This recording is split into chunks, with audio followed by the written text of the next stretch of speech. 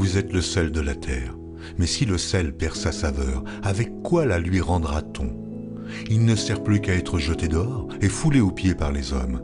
Vous êtes la lumière du monde.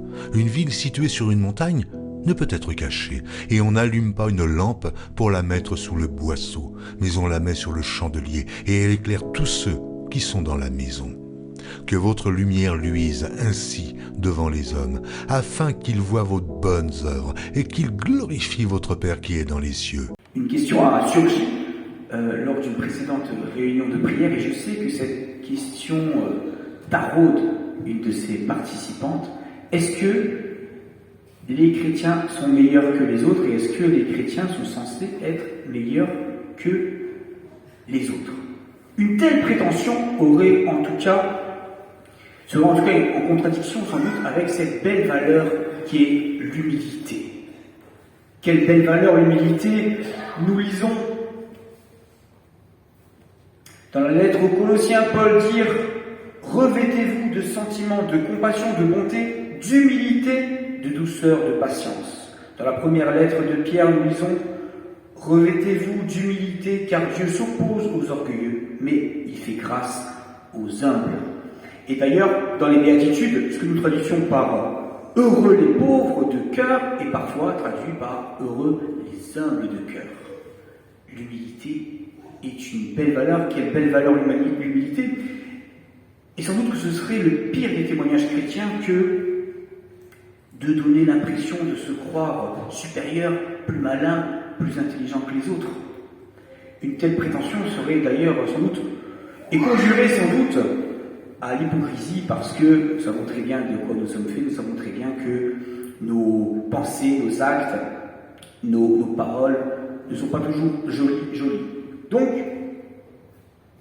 voilà, prétendre être supérieur aux autres, c'est sans doute en contradiction avec cette belle valeur qu'est l'humilité. Le Christ nous dit heureux les humbles de cœur, heureux ceux qui ne sont pas remplis d'orgueil, heureux ceux qui ne se sentent pas supérieurs aux autres.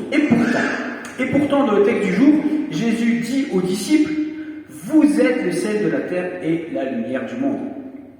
Il dit aux disciples que nous sommes, en tant que réunis autour de la parole, vous êtes le sel de la terre et la lumière du monde. Et c'est pas rien. Qu'est-ce que ça veut dire, sel de la terre et lumière du monde? Alors, le sel et la lumière, d'après un auteur de l'Antiquité, c'était deux choses indispensables et deux choses sans lesquelles on ne pouvait pas vivre. Deux choses absolument nécessaires, le sel et la lumière. Plus précisément, le sel dans la Bible, il est mentionné et on y fait allusion pour dire que c'est ce qui donne la saveur, pour dire que c'est ce qui purifie également. Le sel a la vertu de purifier également. Et bien sûr, on sait qu'à l'époque, le sel servait bien sûr à conserver les aliments. Et autre détail intéressant, par rapport aux sacrifices qui étaient faits dans l'Ancienne Alliance, il y avait des sacrifices qui, pour être agréables, devaient être salés.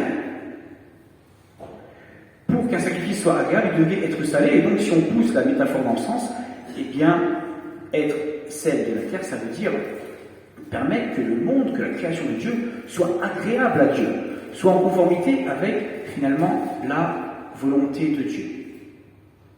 Voilà pour le sel. Donc le sel, c'est ce qui donne du goût, ce qui donne la saveur au monde et à la vie, c'est ce qui conserve, préserve la création de Dieu, c'est ce qui permet au monde d'être en conformité avec la volonté de Dieu. Et puis la lumière, eh bien la lumière, ça renvoie carrément à Dieu lui-même. Dieu lui-même est la lumière. La lumière est ce qui instruit, la lumière est ce qui guide, la lumière est ce qui révèle, la lumière est ce qui conduit, est ce qui dirige. Donc, celle de la terre, lumière du monde, c'est pas rien. C'est pas rien, et sans doute que ça signifie permettre la venue d'un nouveau monde, changer le monde, être celle de la terre et lumière du monde, c'est ça que ça veut dire finalement, changer le monde. Et c'est finalement permettre aux béatitudes que nous avons lues, qui précèdent notre passage, eh bien, de devenir réalité. Et Jésus prononce, avec le sermon sur les montagnes, dans ces béatitudes, il annonce à un monde marqué par les injustices, les inégalités, la brutalité. Il annonce bien que les humbles seront récompensés. Il annonce que ceux qui cherchent la justice et qui sont doux, eh bien, triompheront. Il annonce que ceux qui souffrent de l'ancien monde eh bien, seront consolés. Il annonce que la vérité finira par éclater. Et quand il prononce ces paroles, Jésus est assis. Il est assis sans doute comme un enseignant, mais aussi encore plus sûrement comme un roi qui siège, comme un roi qui trône. Jésus sur la montagne, finalement, il prend le pouvoir. Il prend le pouvoir, il annonce, il déclare qu'une nouvelle réalité a commencé et que les disciples ont cette charge, cette responsabilité et par là cette capacité de produire donc ces changements quand il leur dit « Vous êtes le sel de la terre et la lumière du monde ». Voilà donc une grosse responsabilité et les premiers qui ont dû être surpris par de telles paroles sont sans doute les premiers disciples eux-mêmes. Qui sont-ils ces disciples? Qui sont-ils ces disciples? Eh bien, à ce moment du récit, les 4 disciples que Jésus a appelés, ce sont Pierre, André, Jacques et Jean. Qui sont Pierre, André, Jacques et Jean? Comment est-ce que Jésus les a, entre guillemets, recrutés? Eh bien, nous lisons, c'est un peu avant, au chapitre 4, que Jésus se promenait le long de la mer de Galilée, et puis il leur a dit suivez-moi. Tout simplement, on pourrait penser qu'il les a vraiment choisis au hasard, en tout cas, il est vraiment allé vers Monsieur Tout-le-Monde. Hein. Et le fait qu'il les ait choisis en Galilée, ces premiers disciples, c'est quand même sans doute pas un hasard, parce que la Galilée, c'est un endroit retiré, un peu marginal par rapport à Jérusalem, à la capitale, etc. C'est un endroit un peu reculé. Donc on peut penser que Jésus ne va pas choisir comme disciples, comme personnes qui vont avoir cette responsabilité de changer le monde, il ne va pas choisir les personnes en théorie les plus à même de changer le monde. Ce n'est pas des gens qui ont spécialement du pouvoir et de l'influence, ce n'est pas des gens qui sont spécialement fortunés, ce n'est pas des gens qui sont spécialement éduqués, ce n'est pas des gens qui sont d'ailleurs spécialement religieux ni pieux. Voilà, c'est des pêcheurs en Galilée, pêcheurs de poissons, mais pêcheurs tout court aussi, je veux dire, ils ne sont pas spécialement... voilà. Ce n'est pas a priori des personnes qui ont une capacité, une compétence particulière pour changer le monde, et pourtant, c'est à Jésus que Dieu va confier avec confiance cette responsabilité. Mais le fait qu'il ait choisi en Galilée, c'est peut-être pas le hasard, parce que la Galilée et les Galiléens étaient en contact avec les païens. C'était une région où il y avait pas mal de païens, où les terres païennes étaient assez proches, et donc ces disciples, ils étaient en tant que Galiléens largement en contact avec ce que les Juifs appellent les idolâtres. Et ils étaient du coup sans doute particulièrement sensibles, connaisseurs des dérives du monde païen, des dérives du mode de vie des païens et des problèmes liés à l'idolâtrie. Et puis, il choisit donc des pêcheurs de poissons. Les pêcheurs de poissons, ça représente, semble-t-il, vraiment le bas de l'échelle sociale. Et puis, ça représente aussi les principales victimes du système mis en place par les Romains qui donc dominaient la Galilée.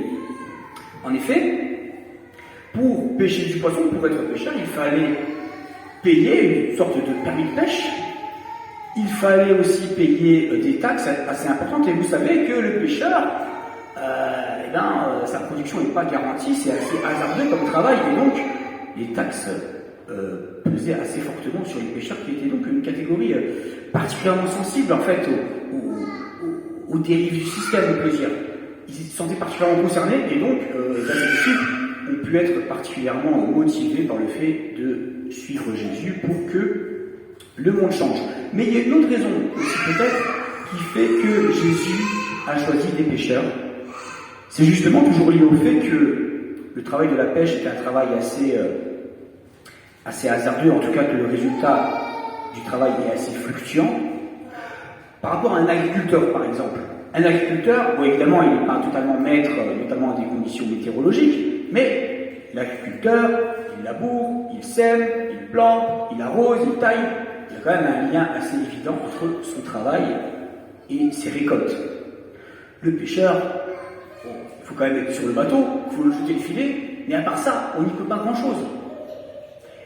Et donc, quand Jésus dit à Pierre et à André au chapitre 4, « Je ferai de vous des pêcheurs d'hommes », il leur dit peut-être que dans leur mission, ils vont beaucoup devoir jeter leur filet, ils vont devoir beaucoup essayer, ils vont devoir beaucoup tenter, mais ils ne seront pas souvent sûrs du résultat et souvent ils devront accepter de rentrer bredouille. Oui, ils auront du résultat, leur dit Jésus, mais en acceptant de souvent rentrer bredouille, un peu comme quand ils pêchent du poisson. Voilà, donc si Jésus a choisi ces disciples-là, pour l'instant, il n'y en a que 4, après ils seront un peu plus divers, mais pour l'instant ce sont 4 pêcheurs de Galilée, c'est tout. S'il les choisit, eux, c'est pas a priori pour des compétences particulières, c'est pas a priori pour un pouvoir particulier, mais c'est sans doute parce qu'ils sont sensibles à certaines choses, ils sont conscients de certaines choses. Et puis, il y a dans de par leurs habitudes de vie, de par leur profession, des choses, des traits de caractère, des manières de faire que Dieu va pouvoir utiliser. Et alors nous, on en vient à nous, pourquoi est-ce que Dieu nous a choisis comme disciples? Parce que oui, le paradoxe, c'est que la foi, c'est un choix, c'est une décision, c'est une confiance à toujours faire à Dieu, mais c'est aussi, dans le secret de Dieu, un don, la foi. C'est Dieu qui donne la foi. Je crois que c'est Ophélie Winter qui chantait ça. Vous connaissez la chanson « Dieu m'a donné la foi ». La foi, c'est un don. La foi, c'est un don. Alors pourquoi certains l'ont, certains l'ont pas? Pourquoi certains l'ont plus que d'autres? C'est un mystère. Et par rapport à ce mystère, je crois que si on prend l'exemple des disciples, si Dieu nous a choisis, c'est pas parce qu'on est supérieur aux autres. Donc, pas de risque de prendre le melon, pas de risque d'avoir les chevilles qui enflent. Mais si Dieu nous a choisis, c'est peut-être parce que, par rapport à notre vie, par rapport à nos expériences, par rapport à ce que nous avons vécu, nous avons une certaine sensibilité, nous sommes particulièrement conscients de certaines choses, nous sommes particulièrement déterminés peut-être à changer certaines choses, nous pouvons aider les autres, nous pouvons leur parler, nous pouvons influer sur le cours des choses de par nos expériences, de par notre sensibilité. Et puis peut-être qu'il y a, par rapport à des professions qui ont été les nôtres, par rapport à des loisirs que nous avons, des traits de caractère que nous avons développés et que Dieu peut utiliser pour son plan. Alors oui, c'est une grande responsabilité quand même, a priori, celle de la terre, lumière du monde.